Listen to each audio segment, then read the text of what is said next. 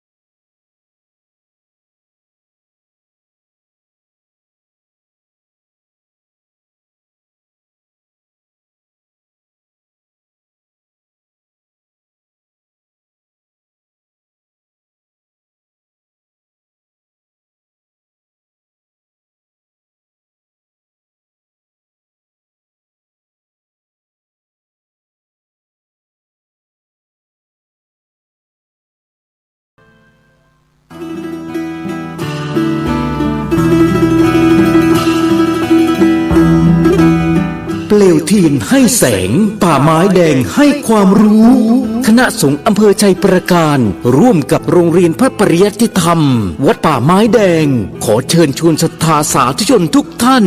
นำบุตรหลานเข้าร่วมโครงการบรรพชาอุปสมบทภาคฤดูร้อนเฉลิมพระเกียรติรุ่นที่33ระหว่างวันที่7-13เมษายน2568เพื่อศึกษาพระธรรมและเป็นศาสนทายาทสืบทอดอายุพระพุทธศาสนาณวัดป่าไม้แดงตำบลหนองบัวอำเภอชัยประการจังหวัดเชียงใหม่โอกาสทางการศึกษาเรียนต่อระดับประถมศึกษาป .1 ถึงป .6 หรือมัธยมศึกษาม.1 ถึงม .6 สิทธิพิเศษสำหรับผู้เข้าร่วมบวชฟรีเรียนฟรีที่พักฟรีมีรถรับส่งฟรีมีทุนการศึกษาพร้อมเปิดประตูสู่อนาคตที่ดีร่วมสร้างคนดีสู่สังคมและรักษาแก่นพระพุทธศาสนาสนใจสมัครบวชหรือติดต่อสอบถามเพิ่มเติมได้ที่ 089-852-3498 พระครูวรสุตเขตดร.ผู้อำนวยการหรือที่โรงเรียนพระปริยัติธรรมวัดป่าไม้แดงเจ้าอาวาสทุกวัดในอำเภอชัยประการและกำนันผู้ใหญ่บ้านในอำเภอชัยประการมาร่วมปลูกฝังศีลธรรมเพื่ออนาคตของชาติเปลวเทียนให้แสงป่าไม้แดงให้โอกาสทางชีวิต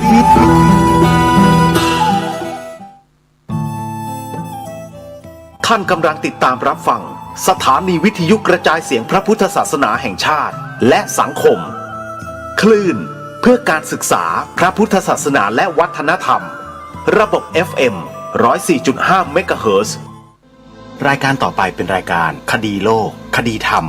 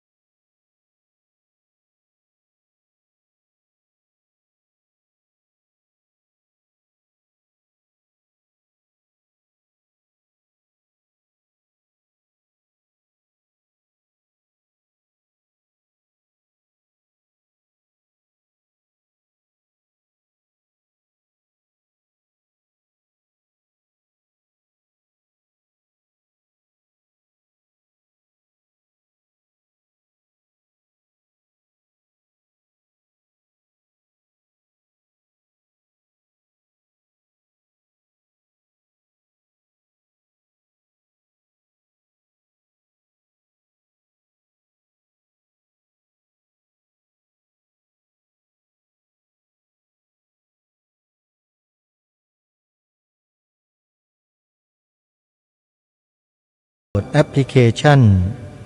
ด้วยโทรศัพท์มือถือระบบ Android เพื่อติดตามรับฟังรายการนี้และรายการอื่นๆจากสถานีวิทยุพระพุทธศาสนาที่มีรวมกันอยู่ในแอปพลิเคชันนี้48สถานีได้ตลอด24ชั่วโมงแอปพลิเคชันนี้ชื่อว่าวิทยุพุทธศาสนาทั่วไทยแอปพลิเคชันวิทยุพุทธศาสนาทั่วไทยได้ถูกจัดทำขึ้นโดยผู้บริหารสถานีวิทยุพระพุทธศาสนาแห่งชาติประจำจังหวัดเลยวัดป่า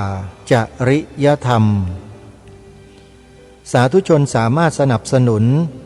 การทำงานของวัดป่าจริยธรรมได้ทุกวันสามารถโทรศัพท์ร่วมบุญหรือสอบถามรายละเอียดได้ที่หมายเลข083-327-5700พระครูจริยสารธรรมท่านเป็นเจ้าอาวาสและมีตำแหน่งเป็นเจ้าคณะอำเภอนาด้วงปัจจุบันร่วมกันส่งเสริมร่วมกันสนับสนุนครูบาอาจารย์ที่ท่านทำงานเพื่อส่วนรวมกันนะโยมนะอนุโมทนาบุญกับทุกท่านสำหรับรายการคดีโลกคดีธรรมวันนี้ขอเริ่มต้นด้วยข่าวประชาสัมพันธ์งานบุญที่กำลังดำเนินอยู่ในตอนนี้นั่นก็คืองานวันนัดพบผู้ใฝ่ธรรมงานวันนัดพบผู้ใฝ่ธรรมเป็นงานปฏิบัติธรรมนุ่งขาวห่มขาวบวชเนกขัมมะของอุบาสกอุบาสิกาที่มีความสนใจใฝ่ในธรรมจะไปรวมตัวกันเป็นประจำทุกปีที่วัดไตรสิกขาทลามละตารามอยู่ที่บ้านฝางตำบลแพทย์อำเภอคำตากล้าจังหวัดสกลนครโดยมีพระสงฆ์ผู้เป็นต้นศรัทธา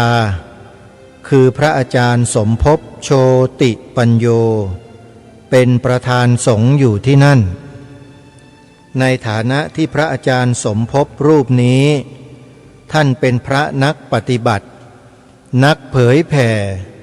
ที่หาผู้ที่เสมอเหมือนยากประชาชนคนทุกเพศทุกวัยเมื่อได้ฟังธรรมบรรยายจากท่านแล้วจะเกิดความรู้ความศรัทธาขึ้นอย่างอัศจรรย์ไม่ว่าใครก็แล้วแต่เมื่อได้ฟังแล้วจะได้รับความรู้ความเข้าใจในหลักธรรมคำสอนของพระสัมมาสัมพุทธเจ้าอย่างอัศจรรย์นั่นหมายความว่าพระอาจารย์รูปนี้ท่านมีความเชี่ยวชาญและชำนาญทั้งทางด้านปริยัติและด้านปฏิบัติจึงเป็นที่เลื่อมใสศรัทธาของผู้คนเป็นจำนวนมาก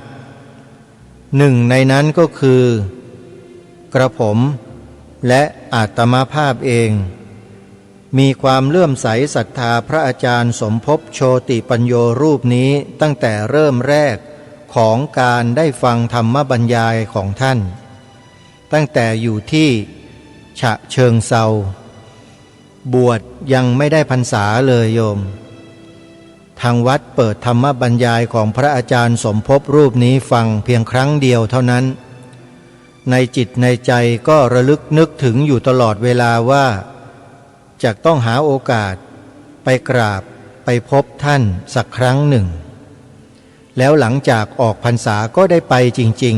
ๆ ไปวัดนิพเพทพรารามในสมัยนั้นเมื่อปีพระพุทธศักราช 2534 ไปที่วัดนิพเพเนี่ยไปปี 34 โยมอาตมาภาพบวชได้พรรษาแรกพรรษาเดียวออกพรรษาก็ไปเลยปรากฏว่าไปไม่เจอพระอาจารย์เจอแต่กองฟางที่วางเรียงรายไว้เต็มไปหมดนั่นก็หมายความว่าเป็นการจัดงานปฏิบัติธรรมประจำปีของทางวัดแต่พระอาจารย์สมภพติดศาสนกิจนอกวัดเลยไม่ได้เข้ากราบท่านเมื่อไม่ได้เข้ากราบทางคณะก็ต้องเดินทางต่อก็เลยไม่ได้กลับมาที่นั่นอีกเป็นระยะเวลาหลายปีประมาณ5 ปี 4-5 ปีแล้วก็กลับเข้าไปอีกครั้งหนึ่งประมาณ10 กว่าปีเมื่อกลับเข้าไปอีกครั้งหนึ่งก็ไปในนามของหนึ่งในกลุ่มแกนนำที่เคลื่อนไหวต่อสู้เพื่อพระพุทธศาสนาในสมัยนั้นปีพระพุทธศักราช 2547 ไปกราบพระอาจารย์ท่านตอนนั้นท่านย้ายไปตั้งสำนักใหม่ที่วัดไตรสิกขาทลามลตารามแล้วก็เลยพบท่านแล้วก็ได้สนทนาธรรมกับท่านเดินทางไปพร้อมกับพระอาจารย์วรพจน์อุปสันโตเจ้าอาวาสวัดป่าบุญคุ้มเกล้าอยู่ที่อำเภอแปลงยาวจังหวัดฉะเชิงเทราเป็นครูบาอาจารย์ในยุคเริ่มต้นของการอุปสมบทท่านสอนธรรมะสอนปฏิบัติอยู่ที่วัดพนมพนาวาสในสมัยนั้นเดินทางไปด้วยกันเข้าไปกราบถวายรายงานท่านถึงสถานการณ์ของพระพุทธศาสนาในส่วนกลางแล้วท่านก็ได้แนะนำแนวทางให้จากนั้นก็เดินทางกลับแล้วท่านก็ส่งเทปบันทึกเสียงส่วนตัวของท่านเนี่ยส่งมาให้กระผมและอาตมาภาพเพื่อฟังเสียงอธิบายของท่านชัดเจนมากท่านพูดเป็นการเฉพาะส่วนตัวกับกระผมและอาตมาภาพเทปม้วนนั้นยังอยู่ท่านพระอาจารย์ใช้อัดเสียงของท่านเนี่ยอธิบายลงไว้ในเทปคาสเซ็ตแล้วก็ส่งมาตามที่อยู่ได้รับมาในปัจจุบันนี่คือพระอาจารย์สมภพโชติปัญโยรูปนี้เพราะฉะนั้นงานวันนัดพบผู้ใฝ่ธรรมจึงเป็นงานระดมธรรมระดมคนที่สนใจธรรมะมารวมตัวกันที่วัดไตรสิกขาทลามลตารามดังกล่าวและมีคนเป็นจำนวนเรือนหลายพันบางครั้งก็เป็นหมื่นมารวมกันอยู่ที่นั่นเพื่อมาฟังเทศน์ฟังธรรมจากครูบาอาจารย์หลากหลายมากมาย1 ถึง 7 กุมภาพันธ์ของทุกปีที่นี่จัดงานวันนัดพบผู้ใฝ่ธรรมขอเรียนเชิญเจริญพรสาธุชนที่สนใจจะไปดูงานจะไปร่วมปฏิบัติธรรมจะไปร่วมกิจกรรมกับทางวัดไตรสิกขาก็สามารถเดินทางไปได้วันนี้ก็ยังทันญาติโยมเพราะว่าวาระสำคัญในงานปีนี้เนี่ยอยู่ในวันที่6 กุมภาพันธ์วันที่6 กุมภาพันธ์เราจะได้เข้ากราบสักการะแด่ท่านพระอาจารย์สมภพโชติปัญโยเหมือนเช่นทุกปีจากนั้นก็จะมีงานหล่อรูปเหมือนพระอาจารย์สมภพเพื่อจะนำรูปหล่อนั้นประดิษฐานไว้ภายในพิพิธภัณฑ์โชติปัญโยที่สร้างขึ้นเคียงคู่กับศาลาเชียงทองซึ่งในปัจจุบันก็มีความคืบหน้าไปเป็นจำนวนมากใกล้จะแล้วเสร็จในปีนี้ถ้าใครได้ไปร่วมกิจกรรมก็จะได้เห็นความคืบหน้าของศาลาเชียงทองพร้อมด้วยพิพิธภัณฑ์โชติปัญโยของท่านพระอาจารย์ใหญ่ไปพร้อมๆกัน สาธุชนที่เดินทางไปในครั้งนี้ได้มีโอกาสร่วมบุญเททองหล่อรูปเหมือนพระอาจารย์สมภพกันด้วยแล้วได้กราบถวายสักการะท่านด้วยนะฮะใครสนใจก็ไปร่วมงานกันนะโยมนะ1 ถึง 7 กุมภาพันธ์อีกงานหนึ่งหลังจากวันที่7ไปก็คือวันที่8วันที่8กุมภาพันธ์ที่วัดสังฆทานจังหวัดนนทบุรีของหลวงพ่อสนองกตปุญโญเนี่ยจะมีงานทอดผ้าป่าเพื่อรวบรวมจตุปัจจัยถวายให้วัดป่าจริยธรรมสร้างห้องน้ำให้แล้วเสร็จสาธุชนที่จะร่วมบุญในครั้งนี้โทรสอบถามรายละเอียดในเบื้องต้นได้ที่คณะกรรมการจัดงานหมายเลขโทรศัพท์080-455-7171โทรศัพท์สอบถามรายละเอียดได้เลยนะฮะวันที่8กุมภาพันธ์ทอดผ้าป่าสร้างห้องน้ำวัดป่าจริยธรรมสถานที่จัดงานคือลานธรรมวัดสังฆทานนะโยมไม่ใช่วัดป่าจริยธรรมนะไปจัดที่วัดสังฆทานนนทบุรีวันที่8กุมภาพันธ์นะโยมนะจากนั้นในเดือนเดียวกันคือในเดือนกุมภาพันธ์ก็มีงานอีกงานหนึ่งคืองานสถานีวิทยุสถานีวิทยุแห่งนี้ตั้งอยู่ที่อำเภอเขมราชจังหวัดอุบลราชธานีวัดนี้เป็นวัดปฏิบัติธรรมและเรียนพระปริยัติธรรมควบคู่กันไปทั้งสองส่วนนั่นก็คือวัดพิษโสภารามตำบลแก้งเหนืออำเภอเขมราชจังหวัดอุบลราชธานีจะจัดงานทอดผ้าป่าสามัคคีสร้างกองทุนหนุนกองธรรมสถานีวิทยุกระจายเสียงวัดพิษโสภาราม 102.75 เมกะเฮิรตซ์ในวันอังคารที่18กุมภาพันธ์ในวันอังคารที่18กุมภาพันธ์ขอเชิญชวนศรัทธาสาธุชนร่วมบุญทอดผ้าป่าสามัคคีกับสถานีวิทยุวัดพิษโสภารามด้วยกันนะโยมนะใครที่อยู่ใกล้ๆก็สามารถเดินทางไปร่วมกิจกรรมได้งานจะเริ่มตั้งแต่ 9 นาฬิกา 9 โมงเช้าเป็นต้นไปในเดือนมีนาคมมีงานสถานีวิทยุอีก1 งานอยู่ในเดือนมีนาคมนะโยมนะไม่ใช่อื่นใดเลยสถานีวิทยุของพวกเรานั่นเองสถานีวิทยุพระพุทธศาสนาแห่งชาติประจำจังหวัดเลยวัดป่าจริยธรรม 96.50 เมกะเฮิรตซ์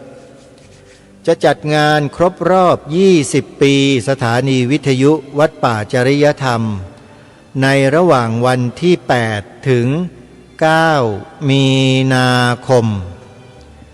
8-9 มีนาคมเราไปร่วมงานกันที่วัดป่าจริยธรรมนะโยมนะใครจะร่วมทำบุญทอดผ้าป่าสามัคคีล่วงหน้ากับวัดป่าจริยธรรมก็สามารถทำได้จดหมายเลขโทรศัพท์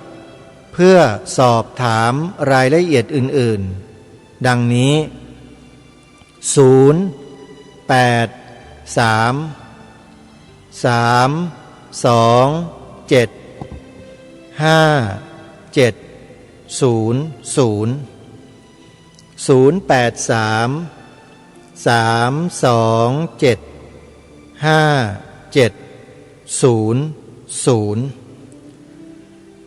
งาน100 ปีชาตการหมายความว่าอายุครบ100 ปีแน่นอนฮะถ้าจัดงาน100 ปีชาตการของผู้ใดก็แล้วแต่ผู้นั้น ย่อมเป็นบุคคลที่มีคุณค่าต่อผู้คนในสังคมแน่นอน งาน100 ปีชาตการที่จะประกาศเชิญชวนสาธุชนไปร่วมนั้นอยู่ที่จังหวัดราชบุรีญาติโยมแล้ววัดนี้เป็นสำนักเรียนเป็นมหาวิทยาลัยสงฆ์เป็นสำนักเรียนพระปริยัติธรรมเป็นสำนักปฏิบัติธรรมประจำจังหวัดวัดนี้ก็คือวัดหลวงพ่อสดธรรมกายารามตั้งอยู่ที่ตำบลแพงพวยอำเภอดำเนินสะดวกจังหวัดราชบุรีจะมีงานทำบุญ100 ปีชาตการพระเดชพระคุณพระเทพญาณมงคลหลวงป๋าอดีตเจ้าอาวาสวัดหลวงพ่อสดธรรมกายารามจัดงาน6 วันตั้งแต่วันที่1ถึงวันที่6มีนาคมศกนี้สถานที่จัดงานก็คือบริเวณภายในพระมหาเจดีย์สมเด็จอาตมาภาพเคยไปบันทึกเทปโทรทัศน์สัมภาษณ์หลวงป๋าพระเทพญาณมงคลอยู่หลายครั้งแล้วก็ได้ทิ้งคลิปที่สัมภาษณ์ไว้ใน YouTube ถ้าหากญาติโยมท่านใดสนใจจะเข้าไปชมช่องที่อาตมาภาพทำเอาไว้ใน YouTube นะโยมพิมพ์เข้าไปได้ที่ช่องที่ชื่อว่า DDTV CFM 8875เป็นอักษรภาษาอังกฤษ DDTV CFM 8875แล้วเข้าไปเลือกชมวิดีโอได้เลยนะมีโพสต์ไว้ตั้งหลายคลิปเลยโยมประมาณ 3-400 คลิปแล้วมีเรื่องราวที่ดีๆมีธรรมบรรยายของครูบาอาจารย์สมัยในอดีตนะโพสต์อยู่ในช่อง YouTube ของอาตมาภาพนะเข้าไปดูได้เลยโยมนะชื่อช่อง DDTV CFM 8875สัญลักษณ์โลโก้ของช่องคือสิงห์อโศกตัวเดียวยืนอยู่บนเสานั่งอยู่บนเสานะเขาเรียกว่าเสาอโศกสิงห์เดี่ยวโยมเป็นรูปสิงห์เดี่ยวนะสิงห์อโศกนะเป็นโลโก้ของช่องโยมเข้าไปดูได้เลยนะฮะหลวงป๋าได้ให้สัมภาษณ์แบบหมดเปลือกในเรื่องของการปฏิบัติธรรมรับรองได้ว่าท่านจะไม่ได้ยินหลวงป๋าพูดแบบนี้ที่ไหนทั้งสิ้นนอกจากคลิปที่ผู้ดำเนินรายการที่กำลังพูดอยู่นี้เป็นคนสัมภาษณ์เท่านั้นหลวงป๋าไม่เคยไปให้สัมภาษณ์แบบนี้กับสถานีโทรทัศน์วิทยุที่ใดมาก่อนถ้าใครต้องการจะฟังนะสามารถที่จะเข้าไปในช่องนี้ได้เลยช่องที่แนะนำเมื่อสักครู่เป็นช่องที่อาตมาภาพเป็นคนดำเนินการเองเป็นเจ้าของเองโยมช่อง YouTube DDTV CFM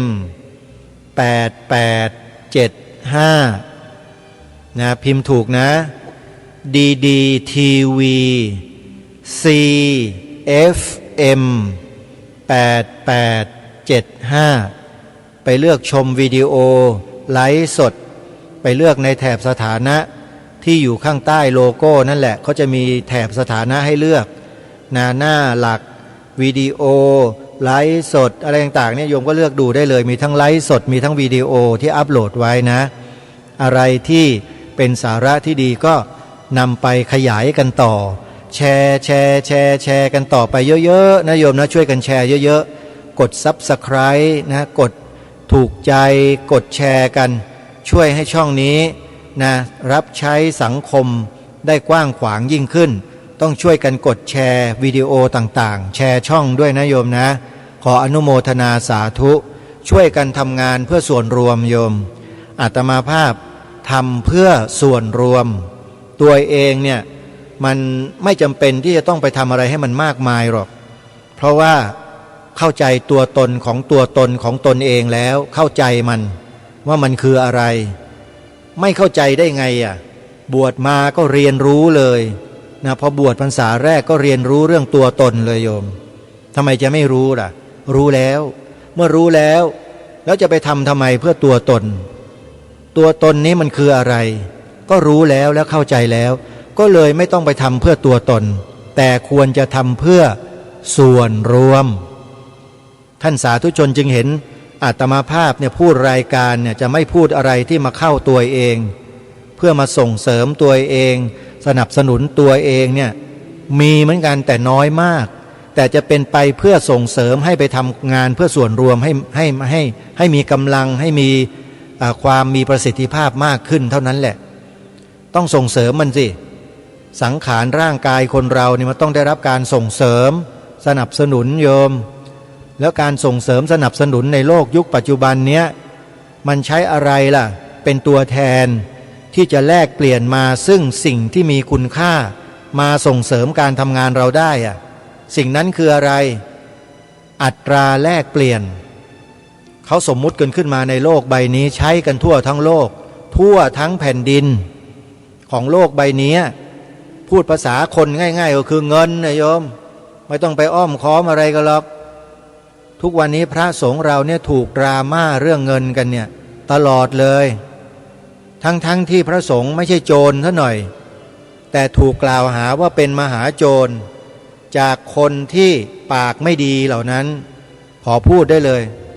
ปากเสียพูดง่ายๆอยู่ดีไม่ชอบดีชอบสร้างวจีกรรมทุจริต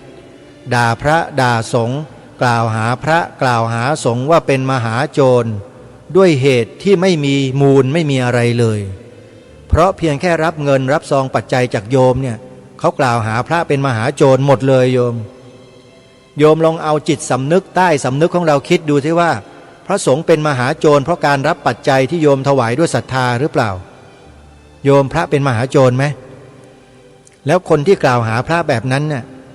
คนแบบนั้นควรครบไหมโยมควรจะมีอยู่ในประเทศนี้ไหมมีอยู่นั่นแหละแต่ควรจะคบหาสมาคมควรจะส่งเสริมสนับสนุนคนพวกนี้ไหมเพราะฉะนั้นจะเจอใครพูดตำหนิพระกล่าวหาพระแล้วก็ดูถูกถากถางพระจับผิดพระเรื่องรับปัจจัยเรื่องรับเงินเนี่ยให้โยมตั้งข้อสังเกตไว้ได้เลยว่าคนพวกนี้เนี่ยไว้ใจไม่ได้เป็นพวกเดียวกันกับใครก็ไม่รู้ที่ต้องการจะทำลายศรัทธาของประชาชนที่มีต่อพระโดยการใช้วจีกรรมในการนำเสนอสิ่งที่ผิดออกไปให้คนในสังคมเข้าใจผิดคิดว่าพระสงฆ์เลวกันไปหมดจากคำพูดของคนพวกนี้พระมหาอุเทนวัชรสงครามให้ฉายาว่าทูตเทวทัตทุจินไปเปิดดูในคลิปวิดีโอนะท่านพูดเอาไว้ดีมากทูตเทวทัตทุจินจินตะต่อเต่ากรันนะนอนหนูต่อเต่ากรันทูตเทวทัตทุจินพิมพ์คำนี้ลงไปใน YouTube แล้วเปิดขึ้นมารับรองได้ฟังแน่แล้วเราก็จะเข้าใจอะไรเยอะเลยโยมแล้วเราก็จะไม่รังเกียจพระจะยิ่งสงสารพระยิ่งขึ้นไปกว่าเดิมอีกเหมือนกับถูกกลั่นแกล้งตลอดเวลาพระสงฆ์เราเนี่ยถูกทั้งซ้ายทั้งขวาทั้งหน้าทั้งหลังข้างบนข้างล่างบีบอัดกันมาโดยตลอดมันจะบีบให้พระเป็นโจรกันยังไงก็ไม่ทราบเหมือนกันนะคนพวกนี้เดี๋ยวก็เป็นโจรจริงๆขึ้นมาเดี๋ยวก็จะอยู่กันไม่ได้สันติสุขแล้วเนี่ยพวกนี้เนี่ยอันนี้พูดไปเฉยๆนะไม่ได้เป็นหรอกโยมอาตมาก็ไม่ได้อยากจะเป็นอย่างนั้นหรอกเลิกแล้วเป็นโจรนะฮะแทนที่จะเอากำลังของตนเองเอาปากตัวเองไปพูดตำหนิไปเปิดโปงขบวนการโจรก่อการร้ายที่กำลังเป็นไปอยู่ในบ้านในเมืองเนี่ยพวกนี้ไม่ทำหรอก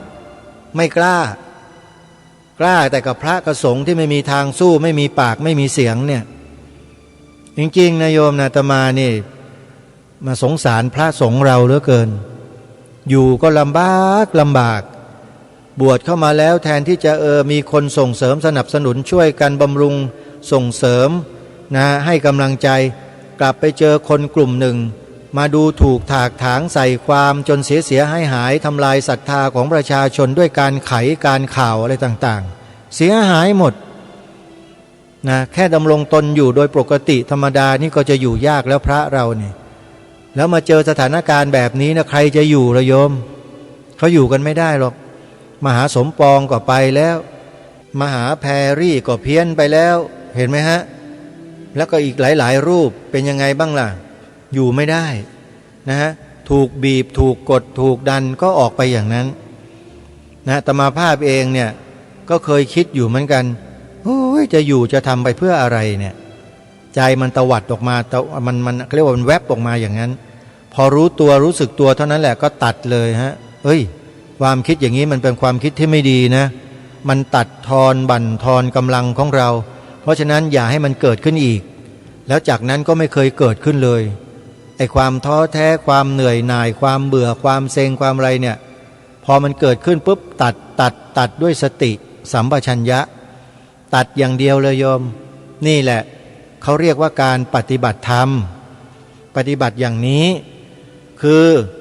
ละทำลายอกุศลที่เกิดขึ้นมันเพียรทำลายอกุศลที่เกิดขึ้นทำลายมันอยู่ตลอดเวลาทุกนาทีทุกวินาทีที่มันผุดเกิดขึ้นมาเรารู้นี่อะไรคือตัวกุศลอะไรคือตัวอกุศลเราก็เจริญสิ่งที่เป็นกุศลแล้วก็ทำลายล้างสิ่งที่เป็นอกุศลออกไปจากใจของเราเรื่อยๆออกไปเรื่อยๆทำมันอย่างเงี้ยทุกนาทีเลยตากระทบรูปหูได้ยินเสียงจมูกได้กลิ่นลิ้นลิ้มรสกายสัมผัสถูกต้องใจนึกคิดถ้ามีอกุศลเกิดขึ้นในขณะที่สังขารธรรมมันทำงานเนี่ยสติสัมปชัญญะเข้าจับเลยจับมัดมือมัดเท้ามัดศีรษะทุบให้มันตายให้เกลี้ยงเลยกิเลสเนี่ยโยมเห็นไหมสนุกนะปฏิบัติเนี่ยจะบอกให้ใครที่ไม่เคยปฏิบัติมาก่อนเนี่ยไม่รู้หรอกว่าสนุกแค่ไหนปฏิบัติธรรมเนี่ย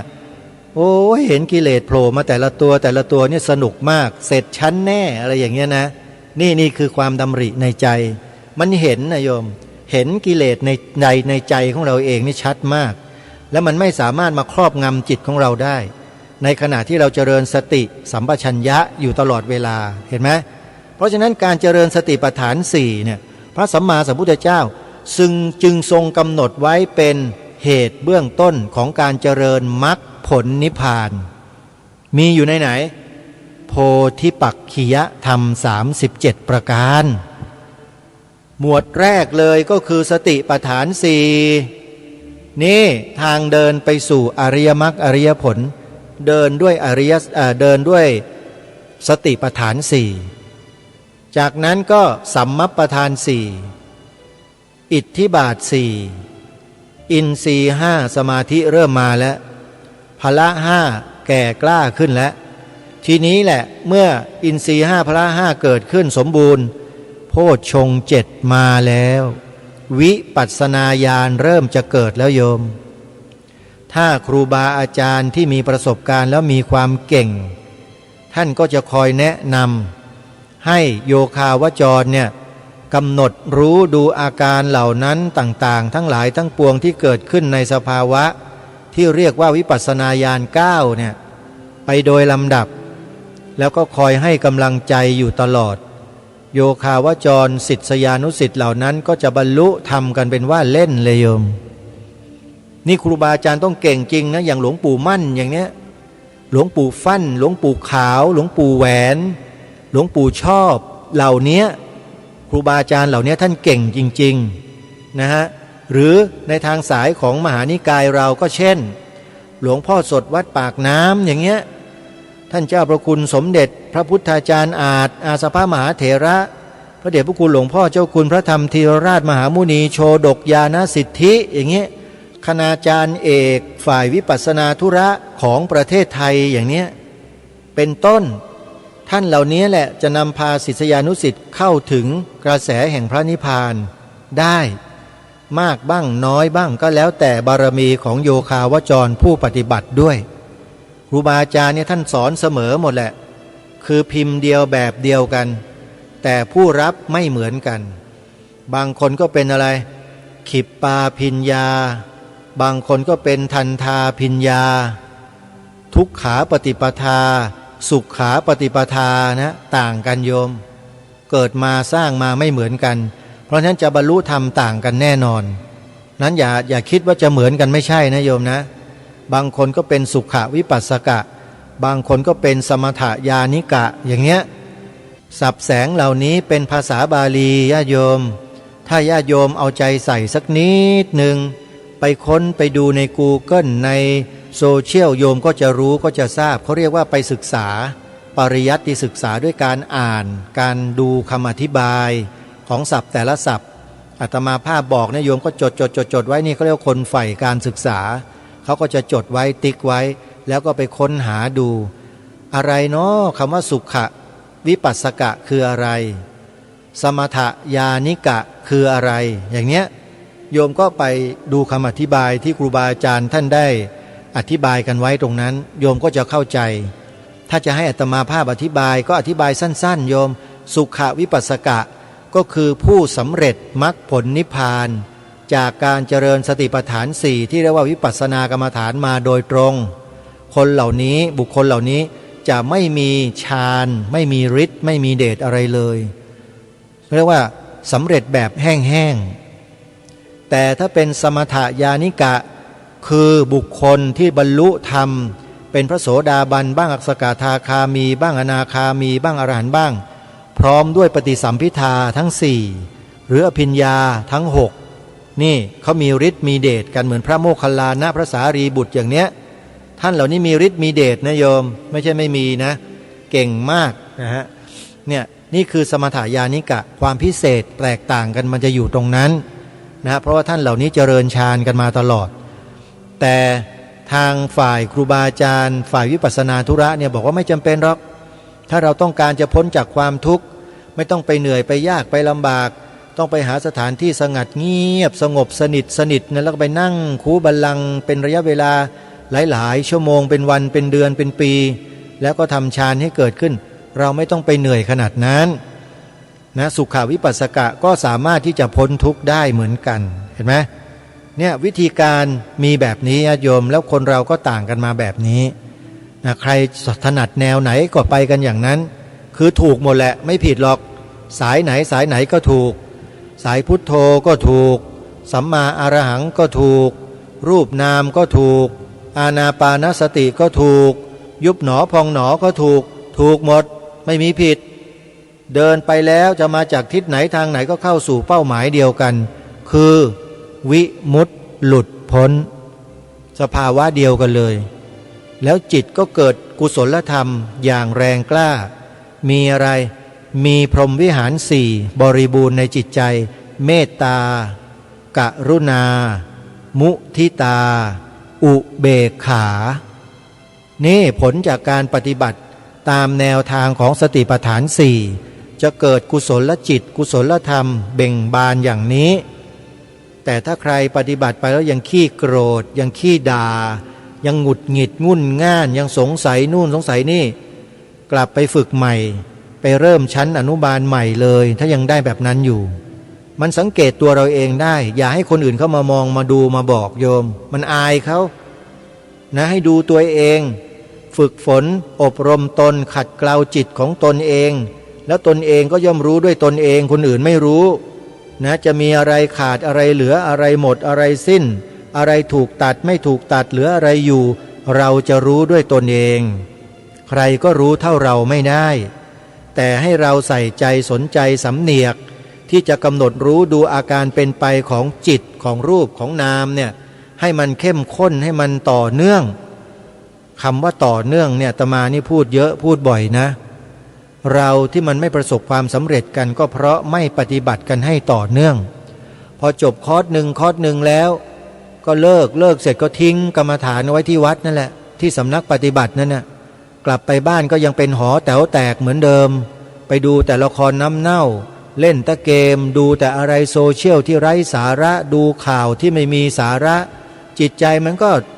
วกวนอยู่ในวัฏฏะอยู่อย่างนั้นแหละมันก็ไม่มีการพัฒนาขึ้นสักทีหนึ่งเห็นไหมเนี่ยเพราะฉะนั้นถ้าเราจะปฏิบัติมันต้องปฏิบัติให้ต่อเนื่องเมื่อกลับออกมาจากสำนักแล้วต้องมีสติสัมปชัญญะในทุกย่างก้าวทุกลมหายใจเข้าออกสติต้องกำหนดรู้ดูอาการเป็นไปของรูปของนามทั้งอิริยาบถใหญ่อิริยาบถน้อยบทย่อยทั้งหลายมีสติสัมปชัญญะคอยตามรู้ดูอาการเป็นไปของรูปของนามเหล่านั้นให้ต่อเนื่องนี่เขาเรียกว่าความต่อเนื่องแล้วสมาธิก็จะถูกหล่อเลี้ยงด้วยสติและสัมปชัญญะนั้นอยู่ตลอดเมื่อสมาธิเข้มขึ้นก็จะเห็นสภาวะธรรมได้ง่ายขึ้นความเข้าใจตีแตกแยกออกปลงตกก็เกิดขึ้นวิมุตติหลุดพ้นสภาวะนิพพานก็ค่อยๆที่จะทำให้เราเนี่ยได้สัมผัสใกล้ขึ้นเรื่อยๆนี่คือแนวทางของการปฏิบัติที่เราสามารถปฏิบัติได้ทุกเวลานาทีสถานที่โอกาสคำว่าเวลาสถานที่โอกาสของการปฏิบัติธรรมนั้นไม่มีโยมมันปฏิบัติได้ตลอดเวลา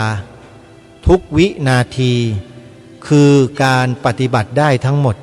สถานที่ไหนก็ปฏิบัติได้สำหรับผู้ที่ผ่านหลักสูตรมาแล้วนะอันนี้ขอยกไว้นิดนึงยกไว้สำหรับผู้ที่ผ่านหลักสูตรเบื้องต้นมาแล้วไปอบรมไปศึกษาไปปฏิบัติกับครูบาอาจารย์เข้าคอร์สมาแล้ว20วัน25วัน49วัน3เดือน6เดือน1ปีเหล่านี้ท่านไม่จำเป็นจะต้องไปเดินแบบอนุบาลอีกต้องไปปฏิบัติแบบชั้นประถมอีกขึ้นมัธยมพร้อมไปอุดมศึกษากันได้เลยนะเพราะฉะนั้นเรื่องของการกำหนดรู้ดูอาการเป็นไปของรูปของนามอย่างต่อเนื่องมีความจำเป็นในการปฏิบัติตามแนวของสติปัฏฐาน4จำเป็นต้องปฏิบัติให้ต่อเนื่องกำหนดรู้ดูอาการเป็นไปให้ต่อเนื่องคนเรามันมีอาการเท่ากันอาการของรูปกับอาการของนามเมื่อแยกออกไปก็คือ5ก็คืออาการของขันธ์5นั่นเองรูปเวทนาสัญญาสังขารวิญญาณศึกษาหาความรู้ในขันธ์5ให้ชัดแจ้งแล้วมาประกอบเป็นองค์ประกอบในการพิจารณาธรรมทั้งหลายทั้งปวงตามความเป็นจริงก็คือสติปัฏฐาน4เมื่อเราปฏิบัติไปเดินจงกรมนั่งสมาธิเดินจงกรมนั่งสมาธิปฏิบัติไปซ้ำๆอย่างเงี้ยทำไปเรื่อยๆด้วยอาการที่นิ่งสงบจิตสงบนิ่งสงบแต่ตื่นด้วยสติและสัมปชัญญะคือตัวปัญญาพิจารณาอาการเป็นไปเกิดดับให้เห็นชัดเจนมันจะเห็นตั้งแต่ระยะไกลๆก่อนระยะห่างๆก่อนนะเท้าย่างลงเหยียบนี่เขาเรียกว่าระยะที่ห่างมากนะเนี่ยอาการของการเกิดดับนี่ห่างมากแล้วค่อยๆพัฒนาไปเรื่อยๆมันจะค่อยๆละเอียดขึ้นไปมานะองค์บริกรรมยุบหนอพองหนอถูกหนอก้าวหนอย่างหนอซ้ายหนอขวาหนอเนี่ยหายไปหมดเลยไม่มีเหลือโดยอัตโนมัติเพราะอะไรจิตมันรวมลงเป็นหนึ่งในที่นี้ก็คือรวมเป็นสมาธิเป็นเอกัคคตาเมื่อจิตรวมลงเป็นหนึ่งแล้วสงบแล้วทีนี้ไอสิ่งที่มันจะกระจายขึ้นมาก็คืออนุสัยและไอตัวกิเลสแท้ๆตัวที่มันหมักหมมมันดองอยู่ใต้ก้นบึ้งหัวใจเราเนี่ยมันจะค่อยๆสำแดงฤทธิ์อะไรที่เป็นอดีตของเราทั้งชาตินี้ชาติก่อนในหลายๆภพหลายๆชาติที่เราทำที่เราพูดที่เราคิดกันมาเนี่ยมันจะมาปรากฏในรูปของอนุสัยที่มันฟุ้งขึ้นมาในขณะที่จิตเราสงบทีนี้แหละท่านท่านจะเห็นอะไรที่ประหลาดมากมายหลายประการอย่างที่ท่านไม่เคยเห็นในโลกใบนี้มาก่อนอันนี้ไม่ได้พูดโกหกนะโยมเป็นสภาวะที่มันเกิดขึ้นตามความเป็นจริงถ้าหากว่าจิตใจเราสงบในระดับหนึ่งแล้วเนี่ยหลังจากที่เราเดินจงกรมนั่งสมาธิเดินจงกรมนั่งสมาธิมาเป็นวันเป็นเดือนเป็นปีจนกระทั่งคุ้นเชื่อว่าเคยชินจนเรียกว่าช่ำชองแล้วเนี่ยสมาธิจิตนี่แหละจะนิ่งสงบและทำให้เกิดอาการประหลาดขึ้นเขาเรียกว่าธรรมารมณ์ ในองค์คุณของการกำหนดนะในองค์ของการกำหนดสติปัฏฐาน4นะมีอยู่4ประการนะคือพิจารณากายในกายเวทนาในเวทนาจิตในจิตธรรมในธรรมสิ่งที่กล่าวเมื่อสักครู่นี้คือไออาการประหลาดทั้งหลายนะคือสภาวะธรรมสภาวะธรรมเหล่านี้มันจะเกิดขึ้นหลังจากที่จิตเราเป็นสมาธิแล้วจิตเป็นสมาธิแล้วนะฮะถึงจะเกิดถ้ายังไม่เป็นสมาธิไม่มีทางเกิดนะเพราะมันเป็นอนุสัยที่นอนเนื่องมาไม่รู้กี่ล้านชาติแสนล้านชาติแล้วที่เราสั่งสมมาแต่อดีตน่ะที่หาเบื้องต้นไม่ได้หาเบื้องปลายไม่เจอที่พระพุทธเจ้าตรัสน่ะตรัสบอกพวกเราน่ะวัฏฏะสงสารเนี่ยมันหาไม่เจอนะฮะเบื้องต้นเบื้องปลายไม่มีแต่ถ้ามันจะหลุดแล้วมันหลุดออกไปเลย broken heart แตกออกไปเลยฮะทะลุไปเลยเขาเรียกว่าพ้นจากวงจรปฏิจจสมุปบาทถูกตัดกระแสขาดวิ่นไปหมดเลยมีแต่ตัวรู้เรียกว่าปัญญาแท้ๆส่องสว่างเห็นอาการเป็นไปนั้นอยู่นิ่งสงบเรียกว่าสงบนิ่งหลวงพ่อชาใช้คำว่าน้ำนิ่งตะลิ่งไหลคำนี้นักปฏิบัติธรรมน่าจะเข้าใจกันดีนะครับว่าหมายถึงอะไรหลวงพ่อชาท่านสอนธรรมะถึงอาการที่มันเกิดขึ้นว่ามันเหมือนกับน้ำนิ่งตะลิ่งไหลโยมแต่ถ้าใครสนใจก็ไปหาอ่านในหนังสืออุปละมณีได้เลยโยมหนังสือเล่มนี้ถูกจัดพิมพ์ขึ้นในงานพระราชทานเพลิงศพพระโพธิญาณเถรหลวงพ่อชาอาตมาภาพก็ได้มา1 เล่มเก็บไว้เป็นสมบัติส่วนตัวแล้วก็หนังสืองานพระราชทานเพลิงศพหลวงปู่ฟั่นอาจารโรหนังสือเล่มนี้สีเหลืองปกสีเหลืองแล้วหน้าปกมีเหรียญหลวงปู่ฟั่นอยู่1 เหรียญโยมอาตมาภาพก็ได้รับมาเป็นมรดกตกทอดมาจากองค์หลวงพ่อพระพิมลธรรมชอบอนุจารีมหาเถระราชบัณฑิตซึ่งเป็นครูบาอาจารย์ที่อาตมาภาพอุปัฏวัฏฐากในฐานะเป็นลูกศิษย์ท่านอยู่ที่วัดมหาธาตุแห่งนี้แหละนะฮะยังมีเหลืออยู่นะลูกศิษย์ท่านเนี่ยคือผู้กำลังพูดอยู่นี่แหละนะเป็นลูกศิษย์ก้นกุฏิเลยอยู่ในกรุงเทพนะฮะหลวงพ่อพระพิมลธรรมชอบอนุจารีมหาเถระราชบัณฑิตคิดว่าพระเถรานุเถระรุ่นผู้ใหญ่อายุ 80-90 ก็คงจะรู้จักท่านดีนะครับถ้าหากว่าเป็นสายบุญสายวิปัสสนากรรมฐานเนี่ยก็จะรู้จักท่านดีที่ฟังรายการผมอยู่นะผมนี่คือลูกศิษย์คนสุดท้ายครับที่อยู่ที่นี่ตอนที่หลวงพ่ออาพาธเริ่มอาพาธเนี่ยอาการมาปรากฏให้ผมเห็นเป็นคนแรกหลวงพ่อใช้ผมไปซื้อคอมพิวเตอร์ซึ่งไม่เคยได้ยินหลวงพ่อกล่าวคำนี้นั่นคืออาการของสมองครับเริ่มมีปัญหาหลวงพ่อจะให้ไปซื้อครีมทานวดที่ใช้อยู่เป็นประจำก็คือครีมเคาน์เตอร์เพนบาล์มนะฮะเราก็รู้จักกันดีนะฮะเคาน์เตอร์เพนเนี่ยแต่เสียงที่หลวงพ่อออกไปเนี่ยออกได้แต่คำว่าเตอร์มันกลายเป็นว่าไปซื้อคอมพิวเตอร์มาให้กัวอ้วหน่อยว่าหลวงพ่อว่านะไอเราก็อะไรหลวงพ่อคอมพิวเตอร์ก็ไอครีมทานั่นน่ะเท่านั้นแหละเราก็รู้เลยว่าคืออะไรนะนี่คือลูกศิษย์ที่อุปัฏวัฏฐากท่านในยุคสุดท้ายนะฮะโยมนะก็เขาแจ้งไว้นิดนึงให้ครูบาอาจารย์ได้ทราบด้วยนะเพราะว่าได้อยู่ที่นี่มาตั้งแต่เป็นเด็กเป็นเล็กที่กุฏิพระธรรมโกษาจารย์หลังนี้เนี่ยถ้าใครเซิร์ชหาใน Google Map ก็จะรู้เลยครับว่ากุฏิพระธรรมโกษาจารย์อยู่ที่ไหนนะกับมีที่เดียวครับก็คือที่นี่นะฮะเป็นกุฏิเก่าแก่ที่กระผมและอาตมาภาพเนี่ยอยู่มาตั้งแต่เป็นเด็กวัดเล็กๆเลยโยมนะอยู่ที่นี่มาจนกระทั่งอุปสมบทมา30 กว่าพรรษาแล้วเนี่ยนะก็ยังอยู่ที่นี่แหละนะพูดไปพูดมาเวลาหมดอีกแล้วสาธุชนทั้งหลายไม่เป็นไรเดี๋ยววันพรุ่งนี้เรามาติดตามรับฟังรายการกันต่อเวลาหมดลงแล้วนะอาตมาภาพต้องล่ำลาสาธุชนญาติโยมไว้ได้เพียงเท่านี้ก่อนพบกับรายการได้ใหม่ในวันต่อไปขอความสุขความสวัสดีในธรรมแห่งองค์สมเด็จพระบรมศาสดาสัมมาสัมพุทธเจ้าจงปรากฏเกิดมีขึ้นในจิตใจของท่านผู้ฟังทุกท่านทุกคนเทินขอเจริญพรกล้าคิดก็ต้องกล้าท อย่ากลัวถ้าทำความดี เร่งศึกษาปัญหาให้ทันท่วงที เมืองไทยจะพัฒนากว่านี้ รายการดีๆคดีโลกคดีธรรม ขอรำพันบรรยาย ความคิดเครื่องไม้แห่งสีทั้งสามงามถนัด ขาวคือบริสุทธิ์สีสวัสดิ์หมายพระไตรรัตน์และธรรมะคุมจิตไทย แดงคือโลหิตเราใส